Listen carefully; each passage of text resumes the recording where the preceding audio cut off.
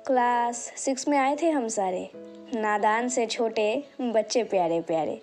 नई जगह और नए लोग थे सारे। पेरेंट्स से बिछड़ के रहते थे सब घबराए। रोना नहीं था, फिर भी दूसरों को देखकर रो देते थे। पेरेंट्स के सामने तो एकदम चिल, फिर रात को छुप के रोकर सोते थे। फर्स्ट ब्रेंच तो कभी लास्ट ब्रेंच, विंडो साइड के लिए भी लड़ते थे। लोगों को चिढ़ाने का तो एक अलग ही ट्रेंड था हमारा। नाम का फर्स्ट लेटर भी मैच हो जाए अगर, तो उससे भी जोड़ी बना देते थे। और संडेज का तो अलग ही कहानी है, सुनना है?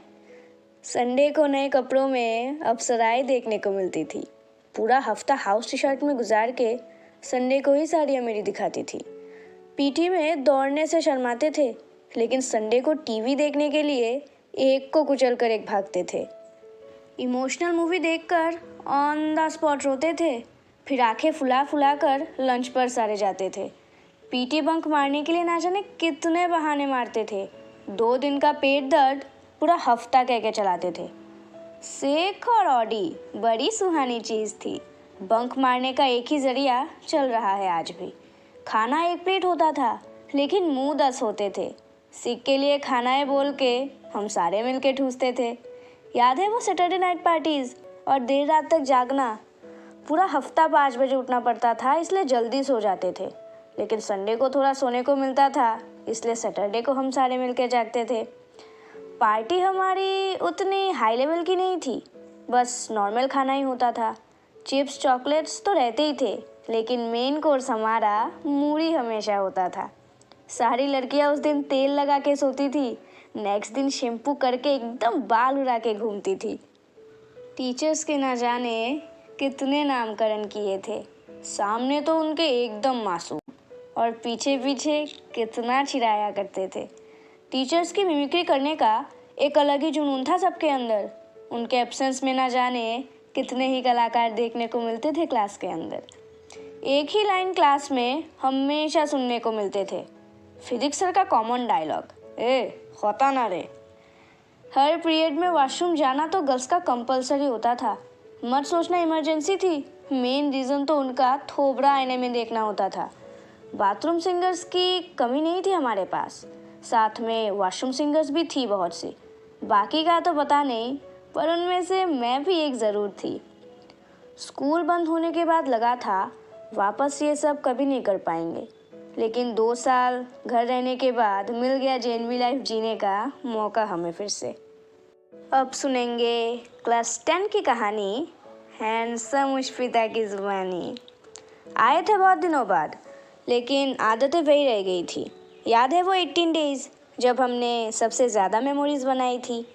थे तो सिर्फ 10-12, लेकिन फिर भी स्कूल का माहौल था गर्म। एग्ज़ाम के पहले दिन भी ठीक से नहीं पढ़ते थे। सोचो किस तरह के थे हम बेशरम। ना एग्ज़ाम की टेंशन थी और ना किसी और चीज़ की फ़िक्र।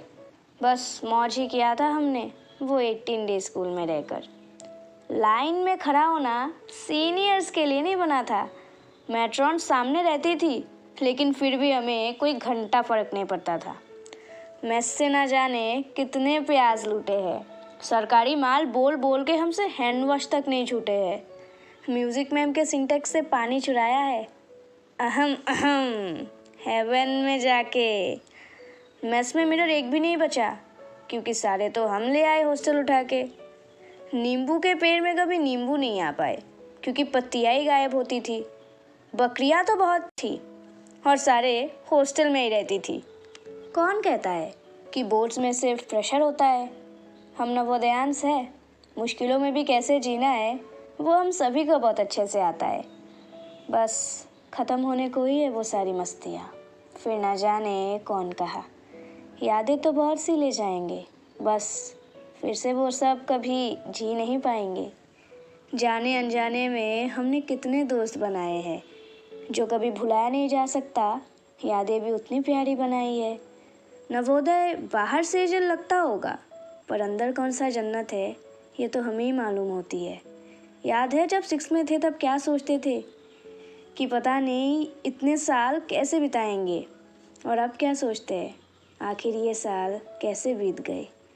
स्कूल से चले जाने के बाद जब याद आएंगे ये बातें, तब हर किसी के लफ्ज़ों पे यही बात होंगे कि यार वो दिन भी क्या दिन थे, वो दिन भी क्या दिन थे।